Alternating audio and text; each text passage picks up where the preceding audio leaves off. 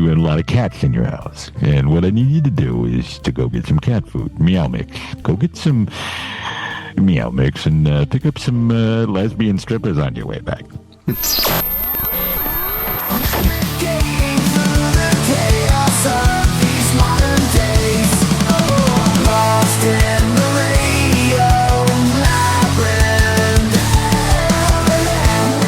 So this week, and I found this out, is the 50th anniversary of the release of one of my favorite movies from childhood, The Bad News Bears, which came out on April 7th, 1976. Directed by Michael Ritchie, took in $42 million at the box office that year. Do you guys remember this? Of course you remember this. Have you ever seen this movie, Lizzie? Yeah. The original one, not the horrible with Billy Bob Thornton. From 2005. And I'm only bringing it up, I just saw it on social media, but the main cast of this movie, Walter Matthau, who played Coach Morris Buttermaker, Tatum O'Neal played Amanda Wurlitzer, Vic Morrow, who sadly passed away when they were making the Twilight Zone movie, and is also, what's his daughter's name, the actress? Jennifer Jason Leigh. That's right, Jennifer Jason Leigh's dad. He played Roy Turner, who was the coach of the Yankees. You had Jackie Earle Haley as Kelly Leak, the chain-smoking, motorcycle-riding Little League player. Joyce Van Patten played, like the lady that took care of the grounds and all the equipment. And Ben Piazza as Bob Whitewood. Had two sequels, The Bad News Bears and Breaking Training, which came out in 1977, and The Bad News Bears Go to Japan, which was on the drive-in screen behind me in Wildwood, New Jersey, when we saw Grease. At the drive-thru in Wildwood, New Jersey. So I was looking back there watching that too. There was also a 1979 television series which ran 26 weeks featuring Jack Warden, Corey Feldman, former guest of this show. I remember watching that series and being all jazzed for it, but it ended up getting canceled. Hey, Yankees, you can take your apology and your trophy and shove them straight up your ass. I believe that was Tanner who said that. Drink already. We keep playing like this, we'll be the laughing stock of the league. Well, what do you expect? All we got on this team was a bunch of Jews, pansies, and a booger-eating moron. Tanner was the one that everybody loved because he was the most foul-mouthed. Now, I didn't even think that it had been 50 years, but I love that movie. And I remember the last time I watched it was a couple of years ago before Gilbert was born. My wife saw me watching it, and she actually this is when we had time to sit down together and watch movies. So she could not believe, she had never seen it. She couldn't believe all the curse words in it. And now imagine between now and then, like the stuff my son watches, he's almost 5. He likes to watch these videos that look like video games of cars going down ramps and crashing into things and catching on fire. And they drop all these sound bites in them, and most of them I can cover up or he doesn't know what they mean, but now they've added the Donald Trump one where he goes, "I'm gonna come." And it's a real sound bite. He wasn't talking about, I'm going to, but he was saying, "I'm going to come to some event." So they're all through, and so Gilbert the other day went, "I'm going to come." I went, "No, we're not." So happy 50th birthday to Bad News Bears. I know where I saw it. I follow Jackie Earle Haley on TikTok. And so I sent him a message, which I'm sure he'll never see, read, or get back to if he does. But I'd love to have him on this show. So anyway, happy birthday, Kelly Leak, Jackie Earle Haley. I know you watch this show every week. Please come on the show. So I got caught up over the weekend. Caitlin and Gilbert were in Boston, and I finally watched 2 movies you guys have already seen, Weapons and Sinners. Weapons blew me away. I had no idea. I didn't even know what it was about. I looked it up. I knew it was about kids and stuff, but man, what a really good movie. Yeah, it's crazy. And we all liked the movie he did before that one, right? The director. Barbarian. Yeah, how gross that was. Mm-hmm. But I didn't know. I had free time. I was like, I'll watch some of these movies. And then immediately after that, they started playing Sinners, which to me was visually beautiful. The acting was really good. The music was good, but I just got bored and I wasn't into it. I didn't like it very much. Can I tell you the reason I all those things that you said, and it was entertaining. Yes. Like it was. It had like 3 different endings. Was it like 3 or 4 different? That's how I felt. Mm-hmm. Like they kept wanting to end it and then ending it another way. It was kind of like Lord of the Rings, where they could have ended it a little earlier, but they gave you an ending for every character in the story. Yes. That was kind of odd. You can see how it's very, very similar to From Dusk Till Dawn. Yeah. In its construction, but now Weapons was awesome. It's still crazy because it was all shot here in Covington and in Griffin. So yeah, I mean the gas station that Wong runs up to her at, I get gas there at that pump. Yeah. And I'm constantly like looking over my shoulder at that little picnic area, just waiting for somebody to run across. Benedict Wong, fantastic. There's a lot of Marvel people in here. Benedict Wong, Alden Ehrenreich, who played Paul. Josh Brolin was great. And everybody's talked about this, so we're not really, this. I know this is old hat, but this is called Tim Gets Caught Up. But Amy Madigan, she deserves this Oscar because she was robbed for Uncle Buck. Yeah. All right, we can talk about new things now. A live-action TV adaptation of Dungeon Crawler Carl is now officially in development at Peacock. Seth MacFarlane producing it, so he must like these books. Yeah, I'm sure. Yeah, he got the rights, or Fuzzy Door, his production company, they licensed the rights almost a little over a year ago. Okay. And so there was a whole year of everyone asking what's going on with it, and Matt only sat down with MacFarlane in December to start working on it. So it's taken them a few months to get everything situated, but it looks like the ball's rolling. The guy that's writing it, and he's also the showrunner and the director, he did a myriad of episodes of The Mandalorian. He's an accomplished writer for making IP into good storytelling. So that's a plus. Now, will Jeff be involved? That's the big question everybody's asking. Everybody wants to know whether he's going to, if he's going to be a character or a voice. He's got to be Princess Donut. Or the AI. Yeah, either one would be. And he said when we talked to him, either one would be fine with him. But I think as the fandom goes, they want him to be Princess Donut. I'd rather have him be the AI. New achievement. Any idea how long it's going to take before production begins? Yeah, I'd be surprised if we saw it before the end of 2027, if then. All right, I got to live. Casting update for Dexter Resurrection. Brian Cox will be a serial killer again. He began his serial killer career as the first Hannibal Lecter in Manhunter. Anyway, Brian Cox is going to play the New York Ripper, the serial killer that was mentioned in season 1. And it's his first TV role since Succession. And Brian Cox is always good, no matter what he's in. Even those McDonald's commercials. He was like, yeah, he's also got Super Troopers 3 coming out. Yeah. Sure. No way. Yeah. I never saw the sequel. I liked Super Troopers. I loved it. Oh, the sequel's good. Yeah. It's all Canadian. Yeah. I had this residual embarrassment because I met Jim Gaffigan once and I just kept saying meow. All right, meow, where were we? I'm sorry, are you saying meow? Am I saying meow? Because I did stuff like that when I was drunk. Now I just speak to them like people. Radio Labyrinth is also brought to you by The Punchline.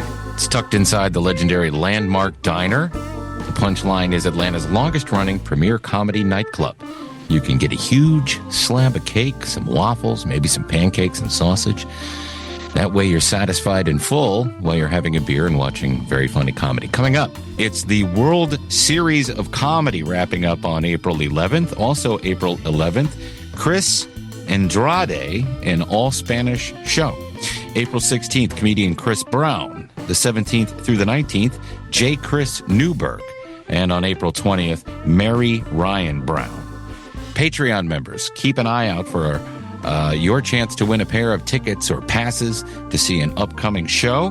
Congratulations to this week's winner, Emily Hine Warren. Go to punchline.com and check out all the shows. Howard and Beth Stern are being sued by a former assistant, an executive assistant who lived with them, who claims that she was subjected to a hostile work environment because of a chaotic household, an animal rescue, up to 900 cats.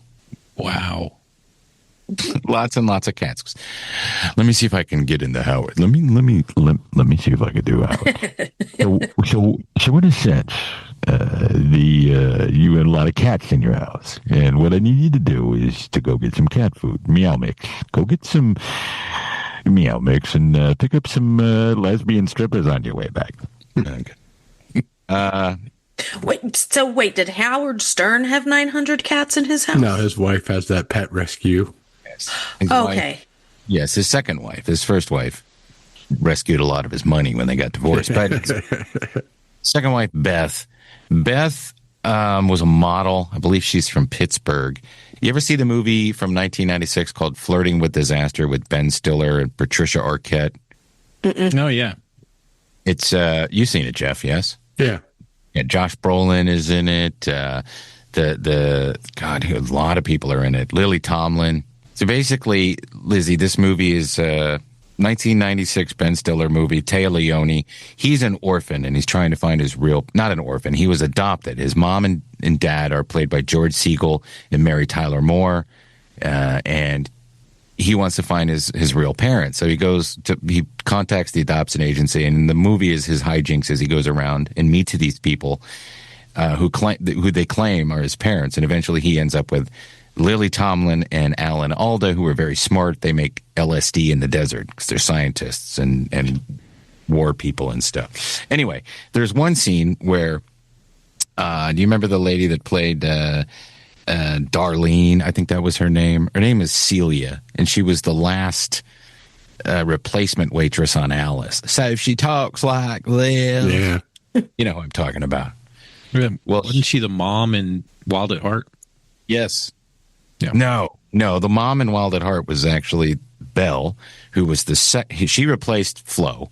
Okay, she was the second one. I'm going to blow your mind here, okay? She plays Belle, right? Laura Dern's mom plays Belle. It's the first replacement for Flo. But in the movie, Alice doesn't live here anymore. She plays Flo. Yeah. Yeah, okay. And Vic Tayback also plays Mel in both the movie and the television series. I know that Lizzie was really itching for some Alice trivia tonight. I got it. Early to rise, early to bed. In between, I cooked and cleaned and went out of my head.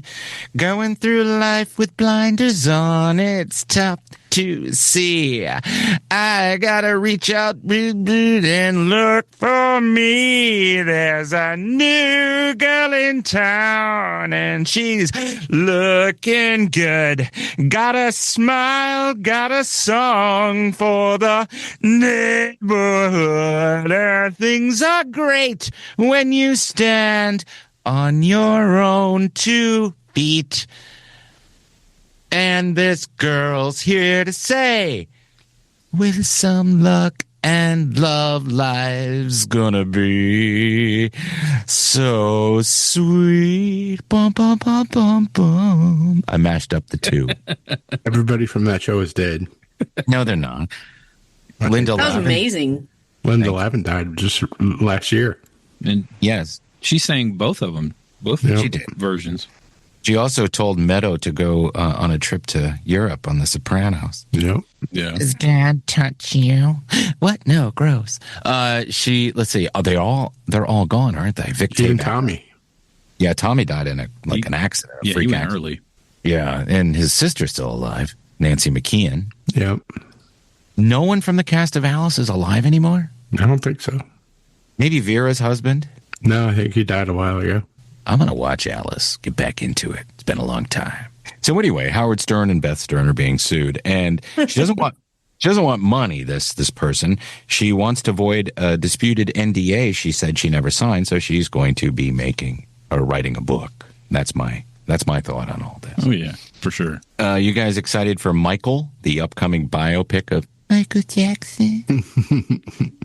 I just don't think they can do him justice, if you ask me. They can't do him justice, and there's other things they can't do. They spent $10 to $15 million reshooting the third act, which was originally going to be focused on the child naughty allegations, but they've since pulled that out of the movie, and it's going to focus on the bad tour. Not the bad tour that he did, but the tour he did supporting the album Bad. But they got the cousin or the nephew of Michael to do this. Mm-hmm. So, I mean, it's in the family. He sounds exactly like him. He's actually doing the vocals himself. Wait, the nephew of Michael Jackson is the one playing Michael Jackson? Yes.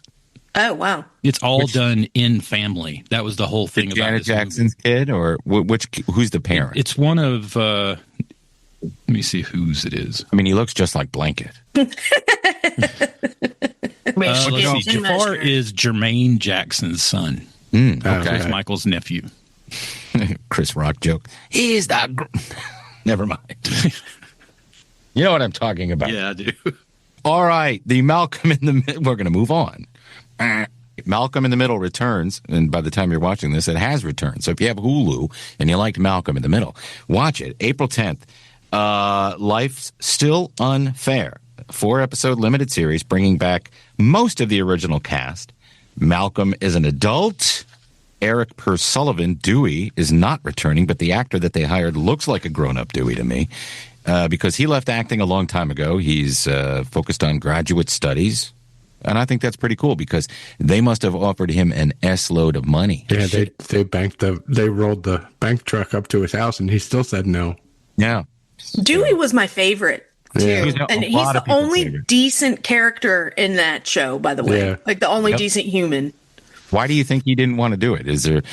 There was always allegations, terrible allegations, that I don't believe. Maybe that has something to do with it, or maybe he's just one of those people who's like, hey, I like my private life.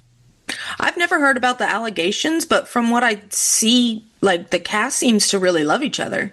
Yeah. You know, like you said, a lot of people, especially a lot of child actors, once they get into an age where they're on their own, it's maybe wasn't something they wanted to do in the first place. It was something their parents wanted them to do. So they just separate themselves from it, and no reason to dive back in, even if they offer you the money. Is the little kid who had breathing issues? Is he in it? Yeah, he's in it with the glasses. I guess Malcolm is married, and they're going to be celebrating the 40th anniversary right of the parents. Frankie Muniz, is that how you say his name? Muniz. He is in the NASCAR truck series. So Malcolm in the Middle, they're going to sponsor his truck or his car at Bristol. They must have made so much money off of that show. Oh, yeah. With syndication alone. Yes. Or even when it was on, I mean, it ran, 6 years, 7 years? Maybe not that long. I think it was 9. I was reading something that Jane... Kasmerick? Yeah. Thank you. Was up for Best Supporting Actress every year that was on 9 years. I think it was 9 years. And never won it. Maybe she'll get it now. Because sometimes I'll be like, hey, it's rest time at home, and Al will put on that show, and I'm like, I can't rest with that on because it's like her yelling. Yeah, it was 7 seasons. 7, okay. Yeah, till 2005. Gotta have stopped it. It was 20 Aaron show up. Yes, I know. They gotta have Aaron show up. Yo, Mr. White. Yo, Malcolm's dad. Bitch. Can I sing some more TV songs? Yeah. It's a Charlotte Rae version of the Facts of Life theme. She did sing it, didn't she? She did. You take the good, you take the bad. Take them both, and there you have the facts of life. The facts of life. There's a time you gotta grow and show you grow, and now, you know. I like it when she's all messed up in hair and dancing on the table. It's the first movie, by the way, where I ever saw Beverly D'Angelo with no shirt on. What movie? Hair. Hair. Oh, Hair. Yes, it was on HBO when we first got it in our town, and it was on during the day. And I liked the music, and I liked that it was the 60s and stuff. But I also decided when I was 11 that I liked seeing Beverly D'Angelo skinny dipping. I have a few friends like that, where their first person was Beverly D'Angelo. Well, she wasn't my first person, but I did like it. Mm-hmm. Remember my first. Let's all say who our first celebrity crushes were. And Lizzie, you can go first because ladies first. Probably Rob Lowe or Patrick Swayze. Those are good choices. Very strong. I like that you said those instead of Ralph Macchio. Jeff is probably some 70s porn star, but let's go. Jeff? I can't remember her name. The original Catwoman? Julie Newmar. Ah, yeah. She's still alive. I know she's hot too. Mine probably Farrah Fawcett. Oh, that's a good one too. Well, I have to say the first two women that I ever knew about or saw that were like, this is nice. Give you that butterflies. Julie Newmar, just like Jeff, and Farrah Fawcett. And I actually had, and my parents shouldn't have bought this for me, but I had the orange bathing suit nipples poster when I was like 7. Yeah. Yeah, I remember being like, they see as a girl, I'm like, they make my heart hurt. Yeah. Like that's how I described it when I was like 5 years old. That's how I felt about Farrah Fawcett. Until she burned the beds. So I think we're all going to watch Malcolm in the Middle. We're all going to watch, I believe we're all going to watch The Boys, except for Lizzie. Yeah, I already watched the first one. I haven't yet. We're not talking. Somebody from the 7 doesn't make it out of the first episode. Somebody from the 7? Oh. Don't tell me. I'll watch it this weekend or tomorrow maybe. Tomorrow night I'm going to go to the Punchline and be a judge at the World Series of... Oh, are you? Oh, fun. Are you really? Yeah. Jamie and Marcy asked me to go tonight, and I couldn't go. So after we're done, I have to do some other work here. But, yeah, I had tomorrow night free, so I'm going to go. Looks like fun. Oh, that's cool. That would be fun. Yeah.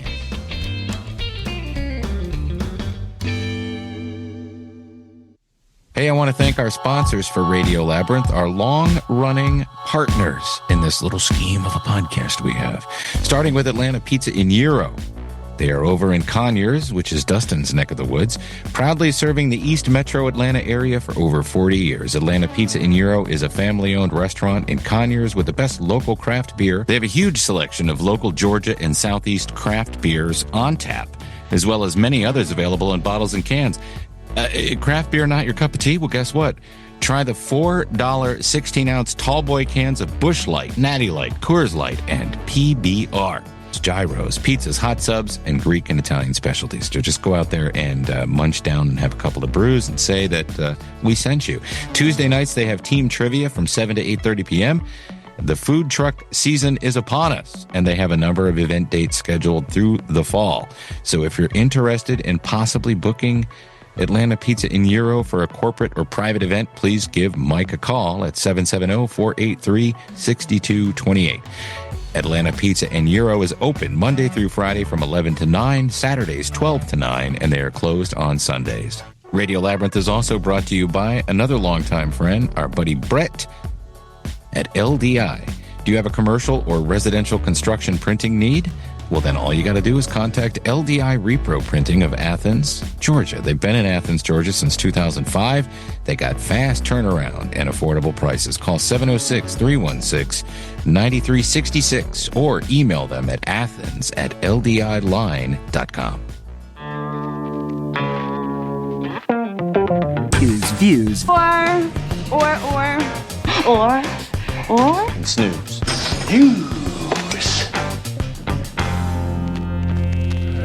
Last week was the pizza movie, which I really enjoyed. I thought it was good. It was very funny. Yeah. As soon as Sarah Sherman showed up, I was like, okay, this is what kind of movie this is going to be.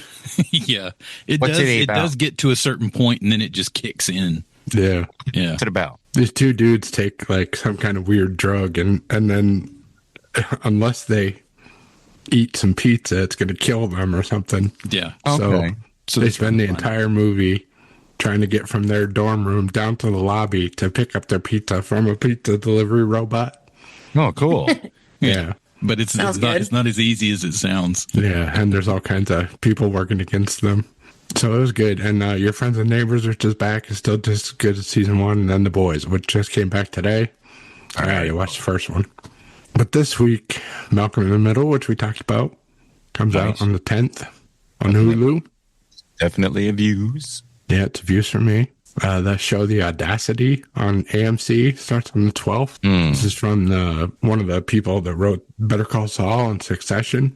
So it's going to be good. And it's got Billy Magnuson, who was in that episode of Your Pretty Face is Going to Hell with Josh. Yeah.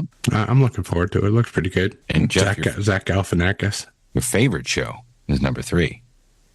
Yeah, number 3 is Euphoria. It comes back also on the 12th. They're saying it's the final season. Yeah, maybe I'll watch it. Their stars are kind of outgrowing their show. They got to get in, and they're dedicating this whole season to all the people that died. Oh, that's cool. It would be Eric Dane and the guy who played Fez. Kid, yeah. You mean all the people who died in the history of dying? No, from the show. All the people who've died. Is Linda Lavin part of that? No. She sings the theme song though. This is probably that last season. You think they'll wrap it up this season? Yeah, that's what I'm Your thinking. shirt off again, so let's see your boobs.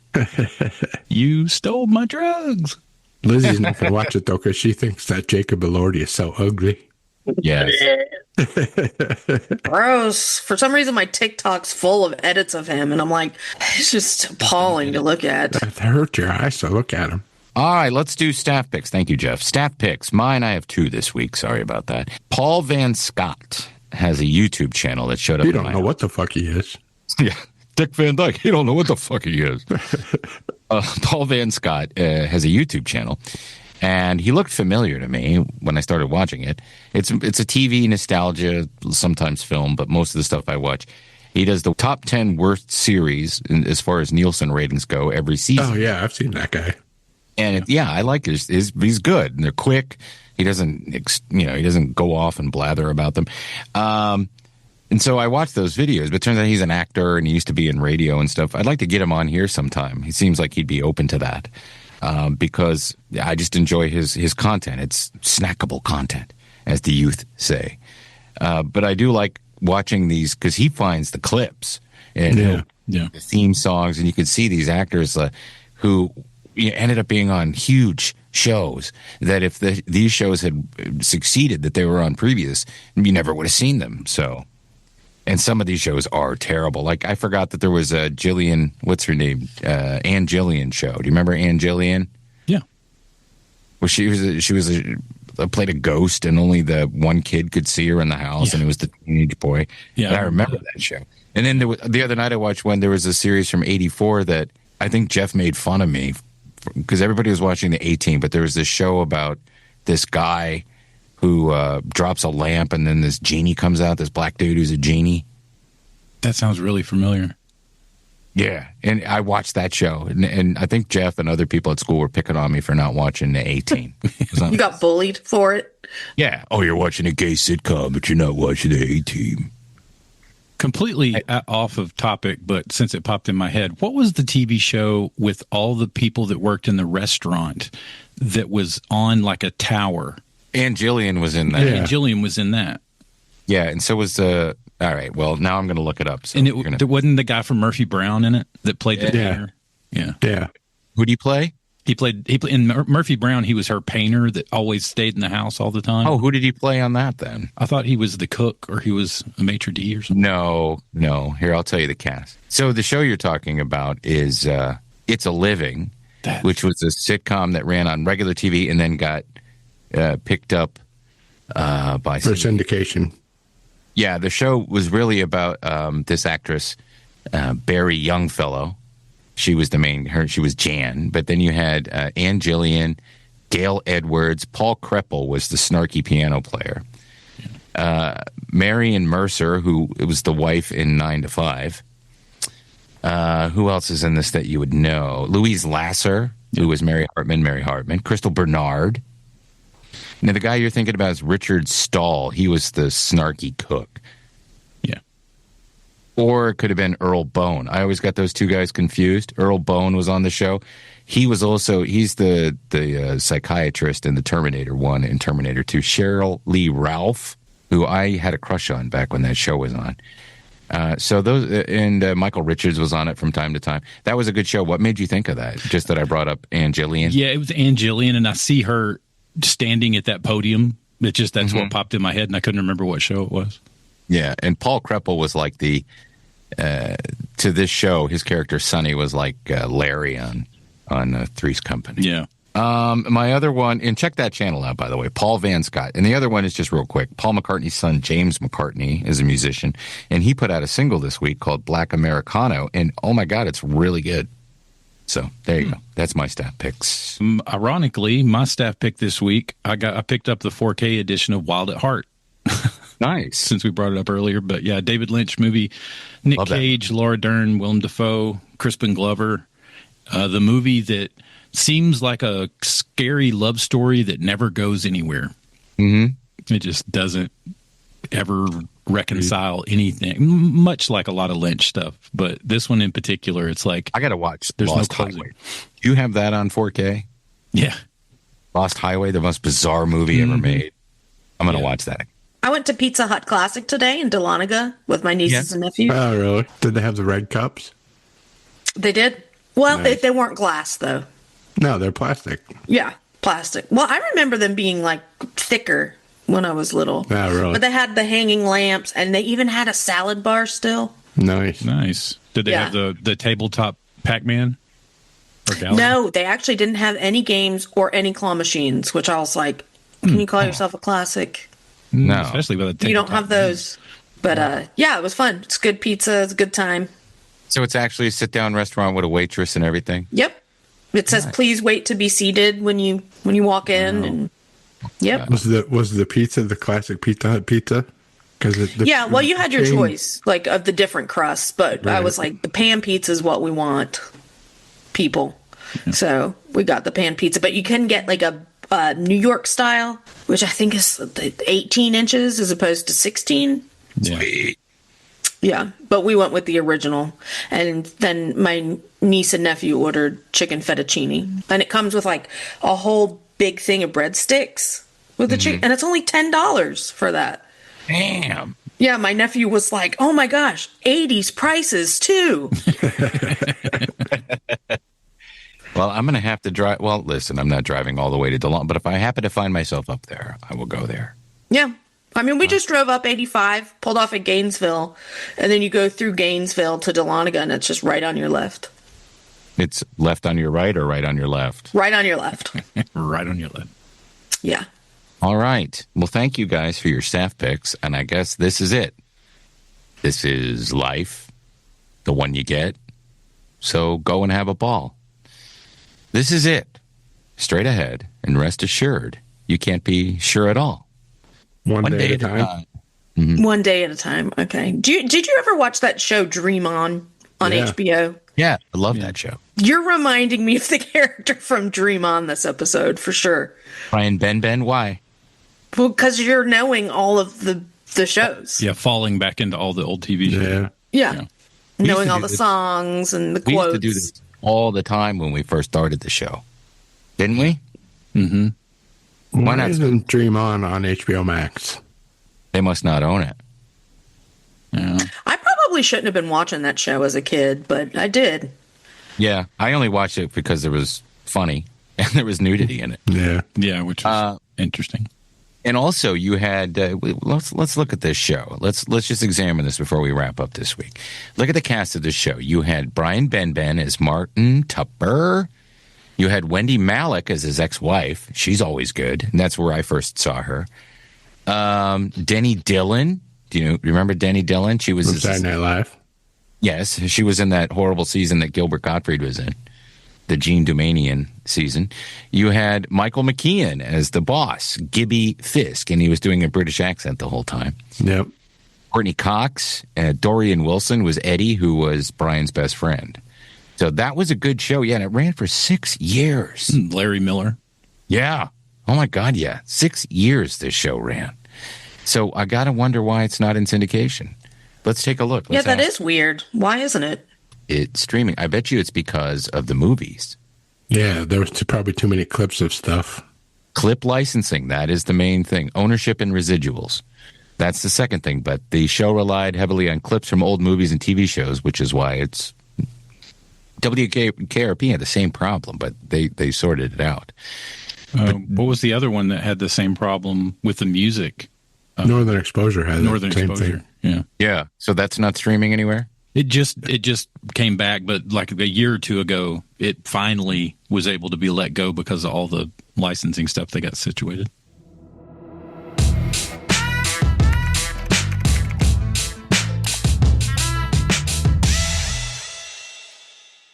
So if you're interested in becoming a Patreon member, just go to patreon.com/Tim Andrews. We have 2 new stickers that we're going to be sending out to everybody. Everybody gets 2. That's already on there. And that's at the $5 and up level. So that's our base level. If you want to do that, that's fantastic. We would love it if you would do that. $5, you know, that's almost a gallon of gas these days. I understand that, but anyway. Or you can join up and be a producer for $25 a month, and you are getting yourself a T-shirt from our T-shirt shop, and you get a message. I'm fading. You get a shout out every week for being an executive producer.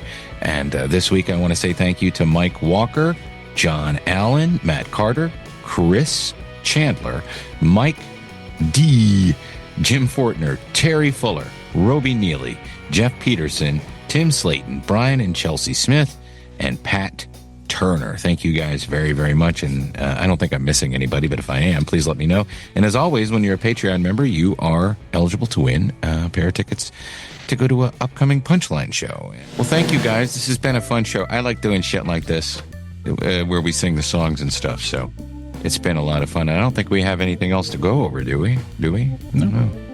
I just hope the world, I don't want to, destroy any civilizations before next weekend. So let's hope that doesn't happen. That was stressing me out. It stressed out a lot of people. That was what I did. His Easter text stressed Happy stressed me out. With the fucking Easter bunny standing next to I him. was like, it was so funny. And I was like, it is funny, but like, it's not because it's real, but it is funny. And you just see the Easter bunny like, explaining to the little kids that are sitting, Joe Biden walked around with an auto pen, and you just, the auto pen, and somebody would give him the machine, and, he was signing. No clue what that is. He was signing. What do you think the bunny was thinking? He's just like, Bunny was thinking, I hope he didn't stiff me getting paid. I like my money. That's what the bunny. And then he goes, that's a wooden spoon. You know how I know what that is? My mother used to beat me with it. yeah, I keep sending Jones clips of like him talking war while the Easter bunny's next to him.